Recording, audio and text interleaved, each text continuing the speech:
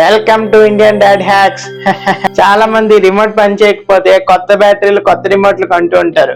కానీ నేను ఇప్పుడు చెప్పే 3 హ్యాక్స్ ఫాలో అయితే మీకు కొత్త రిమోట్ కొత్త బ్యాటరీలు అసలు అవసరమే ఉండవు. ఎలాంటి కండిషన్ ఉన్న రిమోట్ అయినా ఇట్టే పని చేస్తుంది. హ్యాక్ 1. ముందు రిమోట్ పని చేయకపోతే అయ్యి బాబు ఏం నా రిమోట్ పని చేయట్లేదండి బాబు అని కంగారు పడిపోకూడదు. రిమోట్ వెనకాల టపా టపా అని కొన్ని దెబ్బలేసి బటన్ నొక్కితే అప్పుడు పని చేస్తుంది.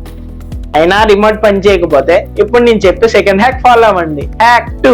మీ రిమోట్ వెనకాల ఈ కప్పును తీసి బ్యాటరీని ఇలా ఇలా ఇలా అని తిప్పాలి. ఇలా చేసి బటన్ నొక్కితే 90% ఆఫ్ ది రిమోట్స్ అన్ని పనిచేస్తాయి.